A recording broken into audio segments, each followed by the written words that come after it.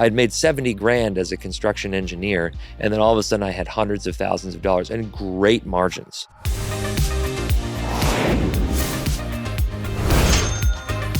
Peak Design runs some of the most successful crowdfunding campaigns in the world. They've raised over $60 million on Kickstarter.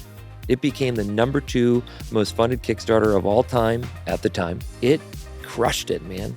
The brand is known for their bold designs and innate attention to detail, and this year the team will surpass the 100 million mark in annual revenue. Harrison Ford now has walked into our Peak Design store in Venice Beach 3 times. Founder Peter Daring continues to push the boundary on what your bags and camera gear can do, in addition to leading the charge with his initiative, the Change Climate Project. Hey there, I'm your host, Adam Levinter, and this is Shopify Masters, your companion for starting and scaling a business. Peter, thanks so much for being here. Thanks, Adam. Pumped to be here, man.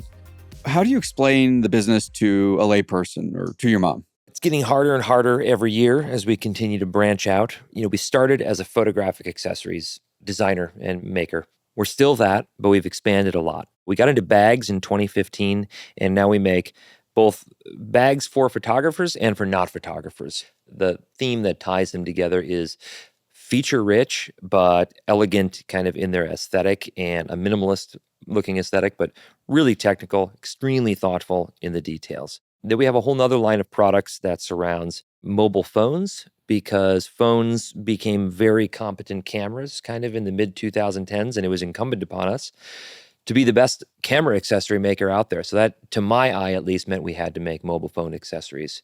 So we have a whole suite, but that kind of crosses over into more lifestyle products as well. So that's kind of where we're situated today. Where does the passion for design come from? I guess I was kind of born with it. When I got asked that question, what do you want to be when you grow up? When I was a kid, I always said, I want to be an inventor. And for me, it was more about that mechanism design and function that really drove me. As far as aesthetics go, I think I developed that sense perhaps over time. And thank goodness, surrounded myself with people who also have a real keen aesthetic sense. So you combine those two things, and I suppose you get peak design. Pre-Peak Design, you were a construction engineer? I was, yeah. So I studied civil in school. I wanted to, inventor. It's funny that I didn't go the mechanical engineering route. I think, when I was at school, I got a little bit waylaid by the idea of like what it would be like to construct bridges and skyscrapers. And so I did chase that passion for a while, and I actually had a blast doing it. I have so much respect for construction, for the built world. It's a massive part of the economy. And if you know how to build a building, there's just so much you know how to do. And so the reason that I pivoted back toward kind of the original passion, Invention, was because I wanted to work for myself. And I didn't want to go the contractor route. It's a low margin business. It's terrible hours. It's really hard.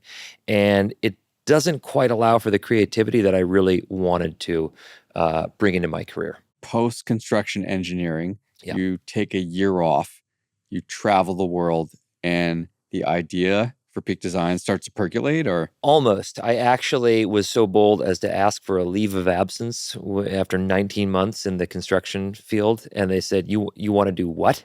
It's not very progressive, let's say. But I did. Anyways, they did let me go. And so I went back to work for them after that. But I spent 4 months traveling Southeast Asia and India, mostly on motorcycle, and just finding my way. And that just spawned an incredible breadth of things I wanted to do in this world. Many of those things would eventually become Peak Design. Your passion for entrepreneurship, where does it come from? I think it might actually come from my dad if I really search it. He was not an entrepreneur. He was a firefighter. The reason I say that is because my dad has always been very independent, kind of fiercely independent. And I think that is what drives entrepreneurship in me. I always wanted to be my own boss. When I was traveling for 4 months, I was my own boss. I was in charge of my own time. And I really feel like there's not much more that feels freeing than that feeling of being in charge of one's own time. And so more than anything else, that's what I just wanted to be my own boss. So when you got back from that trip, did you say to yourself, I want to create a product business that lives on the web? did you say to yourself, I want to become this sort of multi-channel brand at some point? Hell Did you no. have I any overarching goals? It was, you could call it naive or honest. I'm not sure which one, but it was one of those two. I wanted to invent a product that would help solve some of our energy concerns. The first capture I created was I got a provisional patent for a system that captured energy from trains that are coming into stations, store that kinetic energy and release it. It was also a naive idea, but I had these other ideas. One was for a tripod that would collapse onto itself better. One was for this camera clip. And I actually pursued the train idea for about a year while I was still working construction before it was apparent that it was much too difficult. Very naive to think that I could bring that to market. So I kind of fell back on this idea of a clip that would allow me to carry my camera on my backpack strap, hands-free and rigidly supported. I was solving a very specific need that I had encountered while traveling, which is I got a camera with me all the time. I got a backpack, and it's a pain in the ass to have this camera banging on my chest.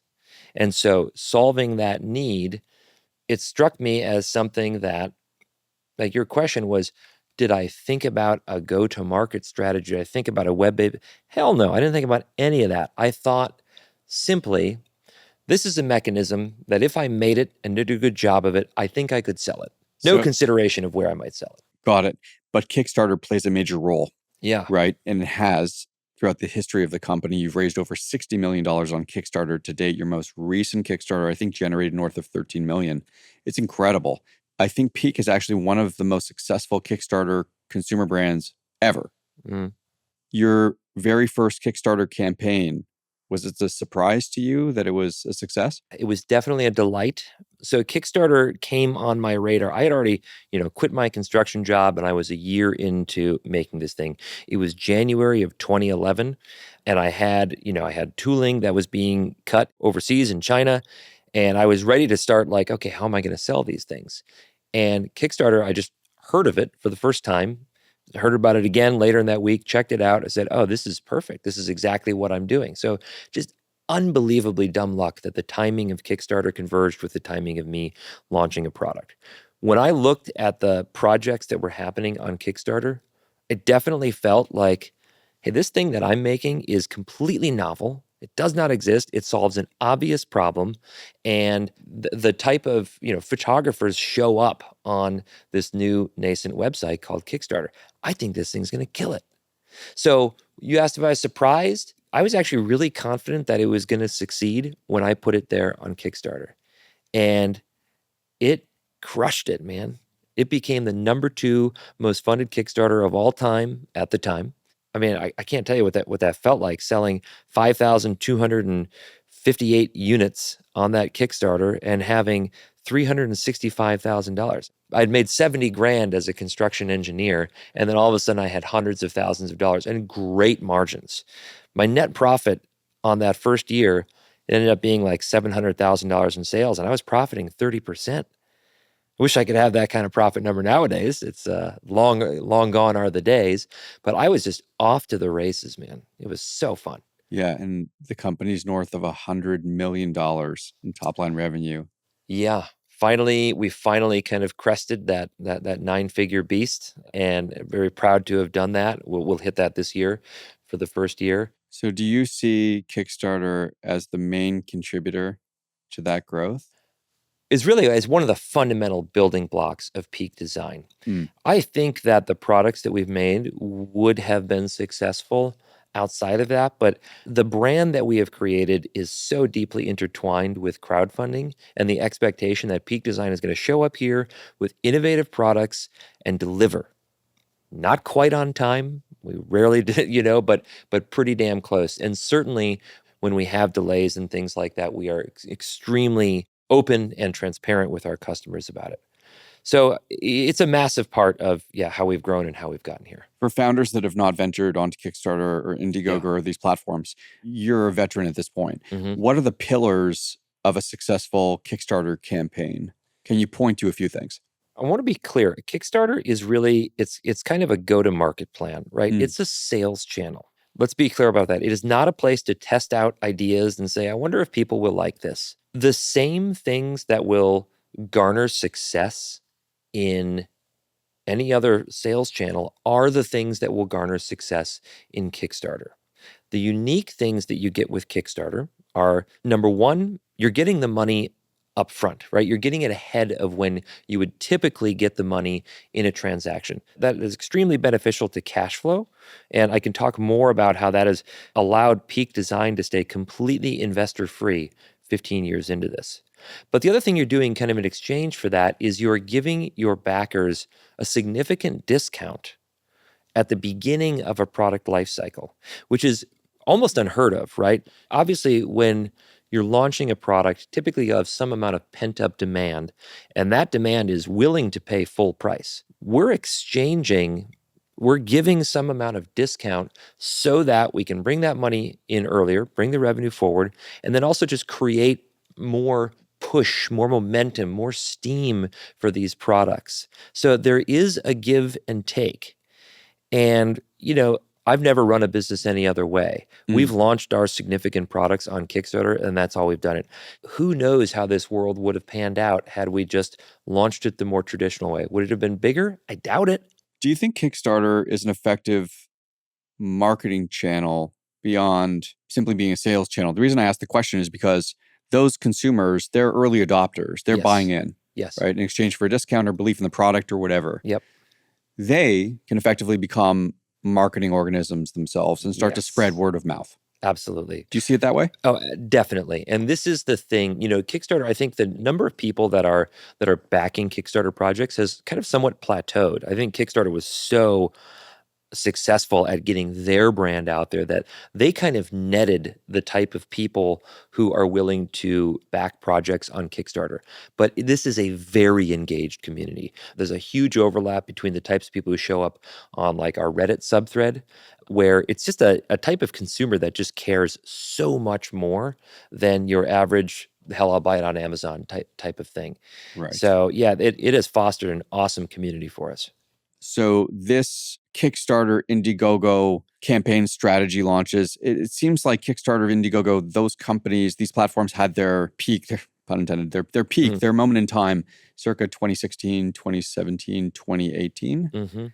Not so much anymore. Where are these platforms now? And I mean, you're still leveraging them. They seem to be incredibly effective, but they seem to have had their heyday. I think they had their heyday, certainly in terms of kind of cultural relevance, because there was the novelty and the newness of it. Of crowdfunding. Of crowdfunding, yep. I think that from the actual participation, it's been more of kind of a plateau, which is totally fine. It's absolutely substantial enough for us to still keep going back to that because it is that really active consumer base. I think, though, also if you look into it, it's really shifted towards like games and fantasy stuff. Kind of, I feel like the people who are still gravitating there are more online, more deeper in the internet, kind of a more creative, nerdier type bunch. But it's still a thriving customer base. Over the course of the last 10 plus years or so, certainly a lot has changed with regard to crowdfunding. You had a pretty successful campaign, 13 plus million, back in June of this year. So what did you do well, and did you change anything up? Yeah, obviously we did the best we've ever done. On the one hand, we had an almost $13.5 million campaign, but we changed something quite sincerely with this one. That is, we're calling it the Omnichannel Sandwich, whereby we had a campaign, 1,200 rewards. We said, you're going to get them first. Small discount, you get them first. Then, folks, we're going to go live in our stores with our retail partners.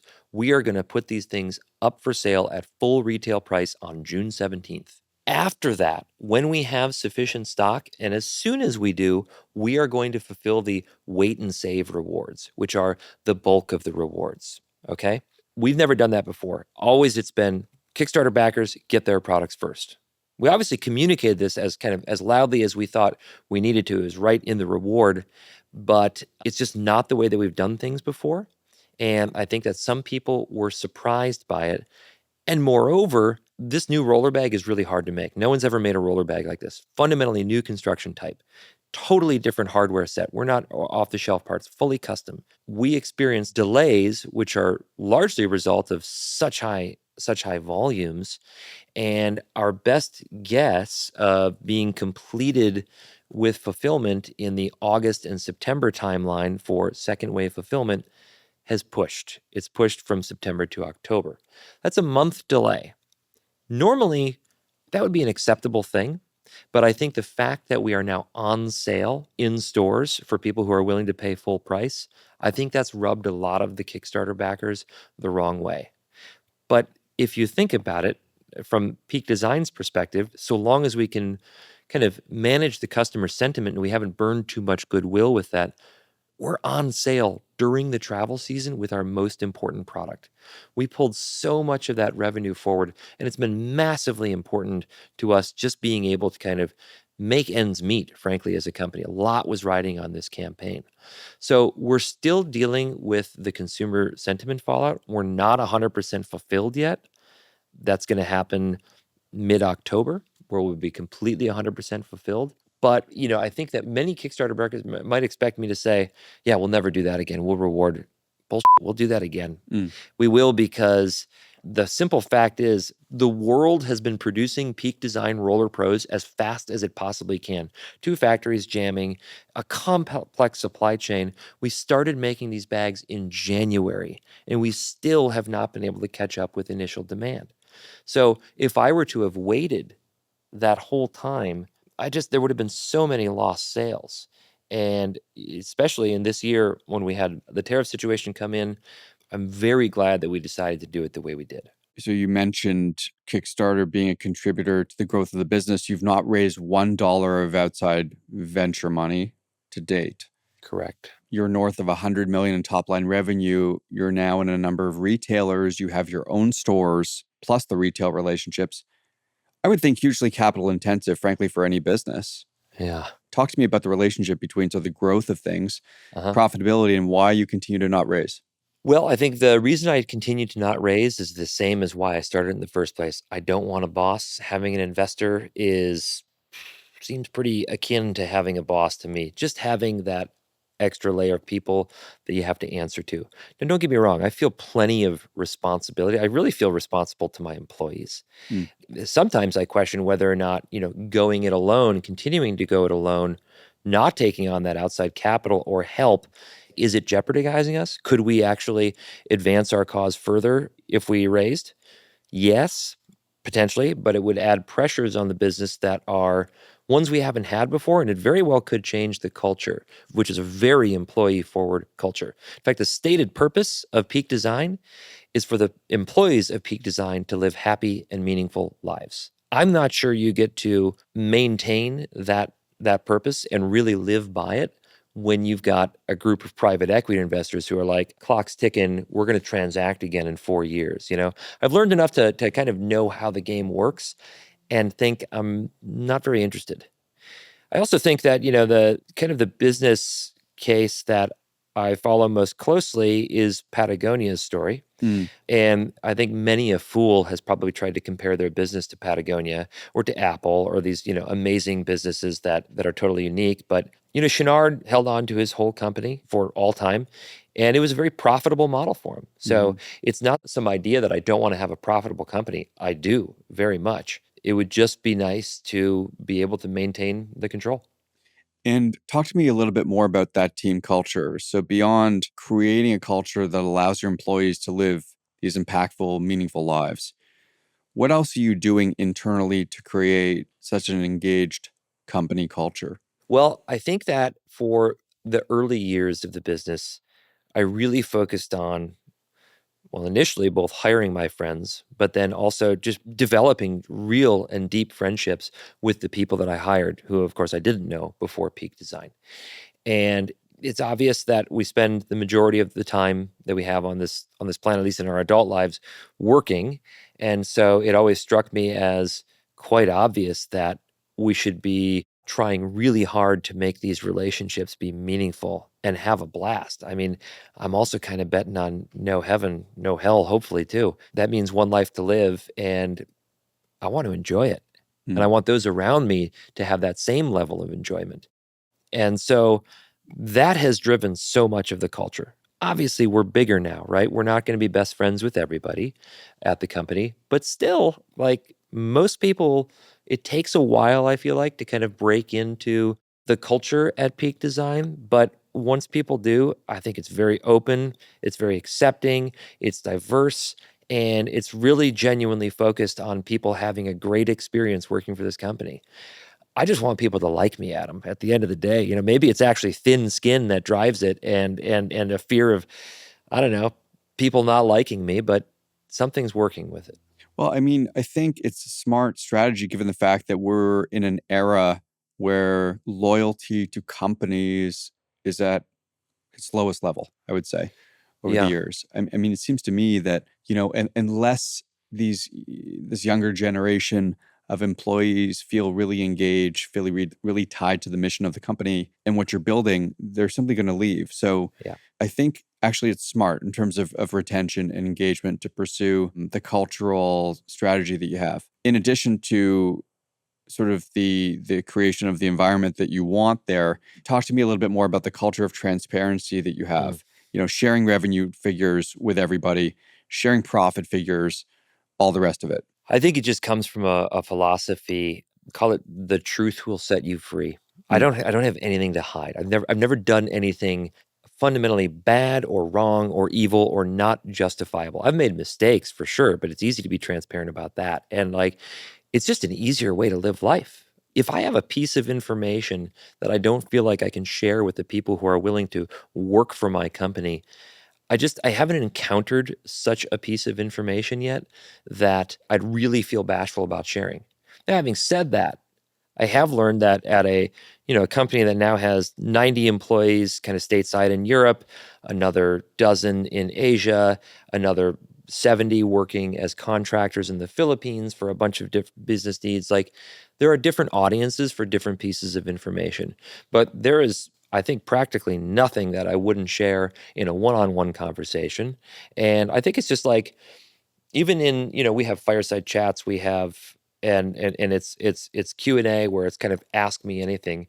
And I have not encountered a question that I won't answer full-throated, and because it's got to be defensible. Where does the passion for sustainability come from? Does it come from watching companies like Patagonia get built to that level of brand recognition and global? It comes from a deep appreciation for energy. Hmm. And what I mean by that is like actual physical energy in like I remember going through physics classes in high school and just being completely awestruck about the journey that I think actually fossil fuels are one of the most incredible things, right? Solar radiation comes down as a result, that gravity creates stars, tons of gravity, pushes it together, shoots out solar radiation. It lands on some atoms here, and those things get together and they create life, and they absorb energy and they fight entropy. It's like an unbelievably beautiful cycle. I absolutely am fascinated by the journey of energy. And I encountered this word sustainability in kind of late in college, trying to work with sustainable architecture. And so I was a lead AP, a green building kind of expert early in my career. And I have just always been fascinated with the idea that, okay, cool, one planet, well, there are more planets actually, but probably going to be one that we're working on. And climate change is the problem of of multiple generations. Like we Hmm. will be going through this problem. I do believe that we will be adapting to it in all sorts of ways. We're not going to solve. It's not a solve thing, right? It is a how do we live with this? How do we mitigate its effects to the best degree possible? How do we predict what it's going to do? There's so much that is unknown, but there's so much that is known as well. It is deeply bothersome to me that we are still spending time on the question of whether this is a hoax or real. I Hmm. mean, greenhouse gases absorb energy. It is as fundamental as dropping a hammer and having it hit the ground. Hmm.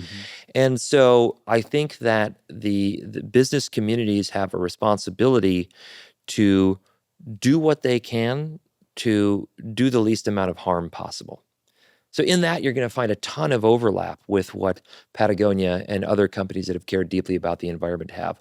But the place that it comes from is really an appreciation for energy and really gratitude for what 4 billion years of this planet's existence and the evolution that is required. I'm just remain awestruck by the luck of life, and I would like it to continue. And to double click on this, the climate change project is Yeah. something that you're pursuing internally at Peak Design? Yeah, well, it's something that Peak Design created. I got together with the founder of a company called BioLite in 2018 and joined up with a guy named Austin Whitman, and we created an organization that at the time was called Climate Neutral. Subsequently, it's called the Change Climate Project, and we now administer something called the Climate Label, formerly Climate Neutral.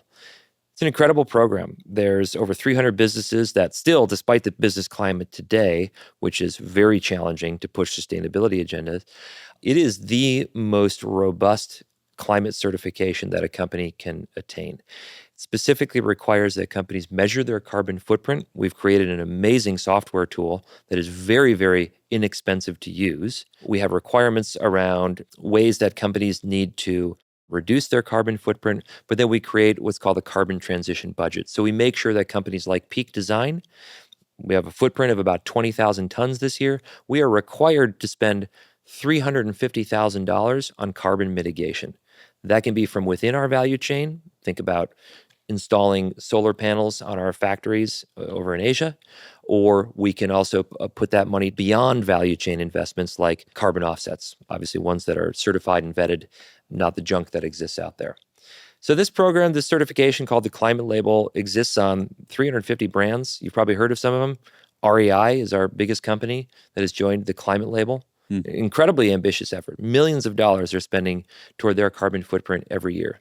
Worry is a brand that joined. Reformation, there are so many, I can't even list them at this point, but extremely proud of the fact that this is seen in the industry as the most bona fide way to take action for climate change. And it came out of a direct response to Peak Design joining 1% for the Planet back in 2015, which required that we spend 1% of our revenue on environmental initiatives.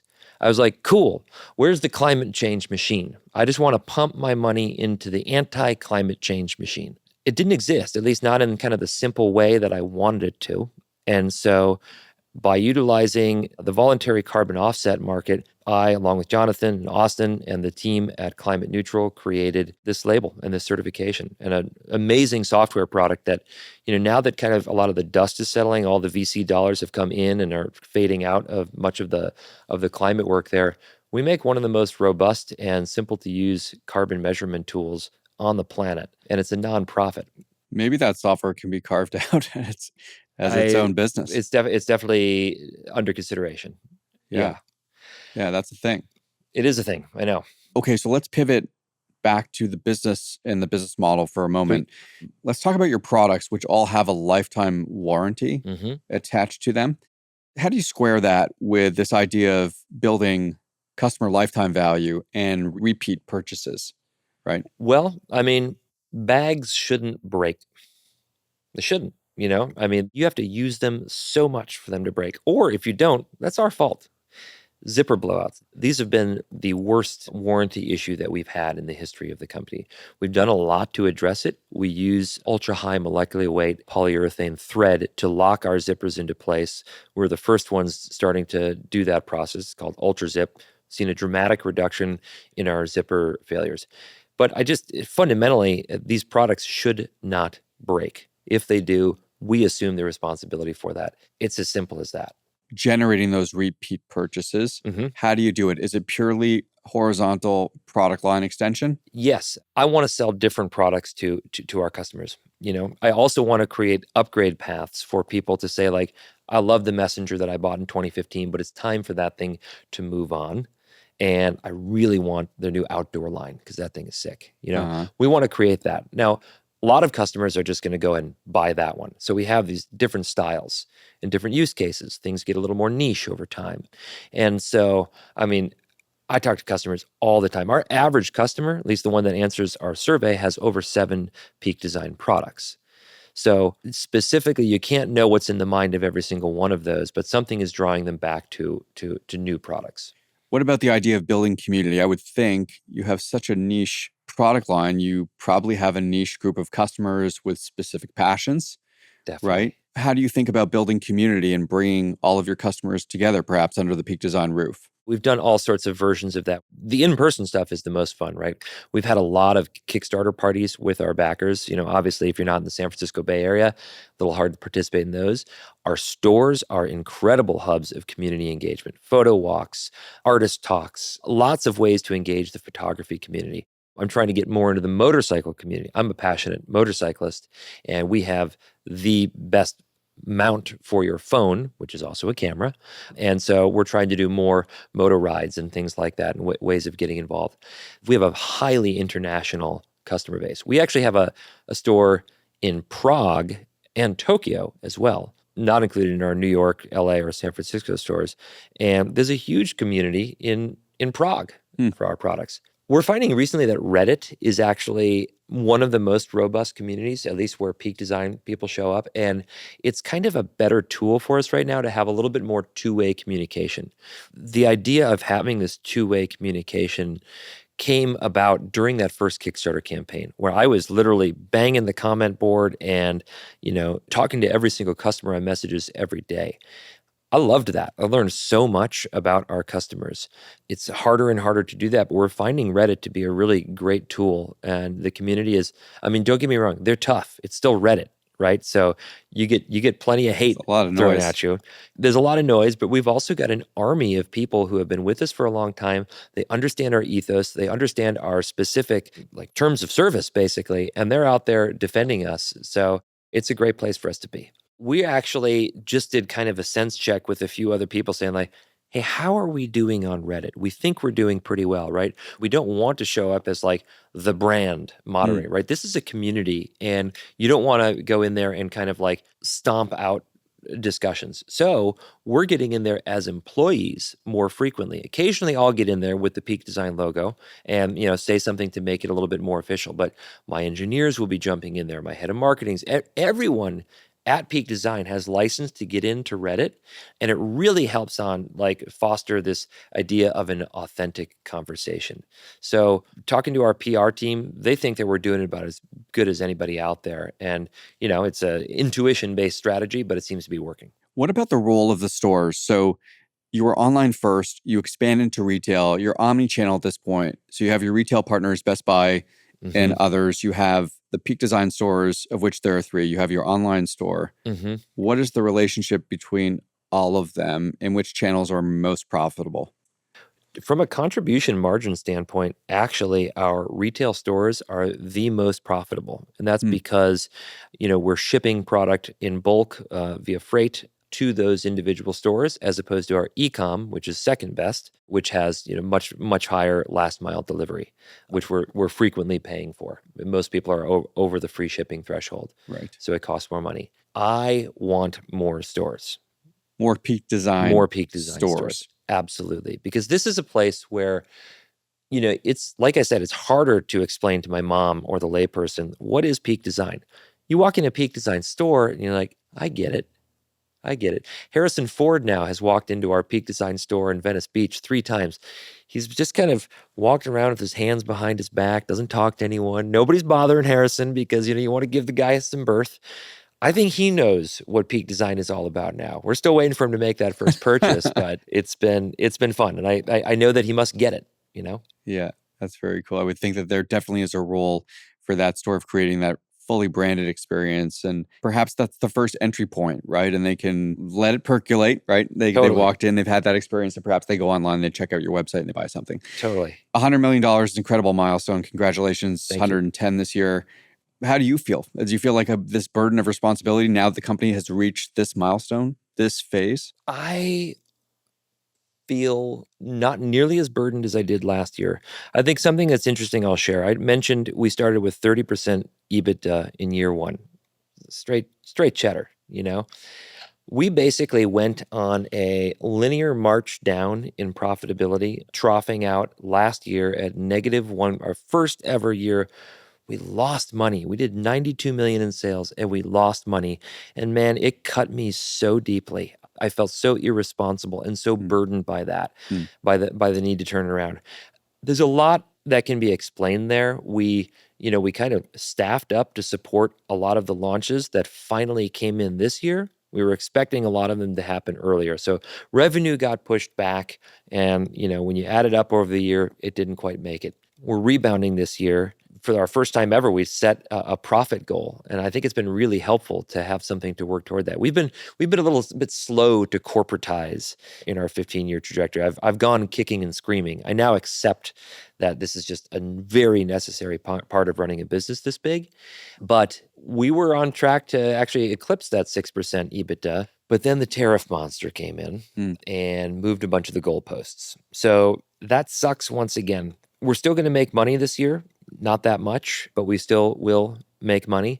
My capacity for chilling out, which is my ideal state, is where I'm just feeling good, we're cruising, everything's in order, and there's plenty of buffer. That's what I want. That is, near as I can tell, the purpose of profits in a business, at least as the sole owner of a relatively good-sized business now. I just want peace of mind.